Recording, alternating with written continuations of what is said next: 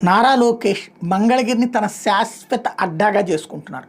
కుప్పంలో ఎలా అయితే చంద్రబాబు జీవితకాలం తనే అక్కడి నుంచినే గెలుస్తూ వస్తున్నారో, మంగళగిరిలో కూడా మొదట ఓడినటువంటి ఆయన. ఎందుకంటే అప్పట్లో చంద్రగిరిలో చంద్రబాబు ఓటమి పాలై ఆ తర్వాత కుప్పంని ఎంచుకున్నారు. ఫస్ట్ ట్రిప్ గెలిచారు, ఆ తర్వాత చంద్రగిరి ఓటమి పాలై కుప్పంని ఎంచుకున్నారు. అప్పటి నుంచి ఆయన అదే పర్మనెంట్ చేసుకోగలిగారు అక్కడ ప్రజలకి చేసి. అట్లాగే ఇప్పుడు మంగళగిరిలో తను పర్మనెంట్గా అక్కడే సెటిల్ అవ్వాలని నిర్ణయించుకున్నారు. అందుకని ప్రభుత్వ భూముల్లో ఇల్లు కట్టుకుని నివాసం ఉంటున్న వాళ్ళకి మేము అధికారంలోకి వస్తే ఇళ్ల పట్టాలు, నూతన వస్త్రాలు ఇస్తానని చెప్పినటువంటి నారా లోకేష్ తాజాగా అందుకు అనుగుణంగా సిద్ధమయ్యారు. మంగళగిరి నియోజకవర్గంలో ఈ నెల 4 నుంచి 12వ తేదీ వరకు మన ఇల్లు మన లోకేష్ పేరుతో పేదలకు పట్టాలు ఇవ్వబోతున్నారు.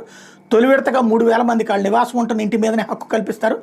మంగళగిరి ప్రాంతంలో దశాబ్దాలుగా ప్రభుత్వ భూముల్లో ఇల్లు నిర్మించుకుంటున్న వాళ్ళ గతంలో ఎవరూ చేయలేనటువంటిది పట్టాలు ఇప్పిస్తానని మాట చెప్పి మర్చిపోతే లోకేష్ అదంతా పర్ఫెక్ట్గా అమలు చేస్తున్నాడు. తనే మంత్రి, తనే ఓ రకంగా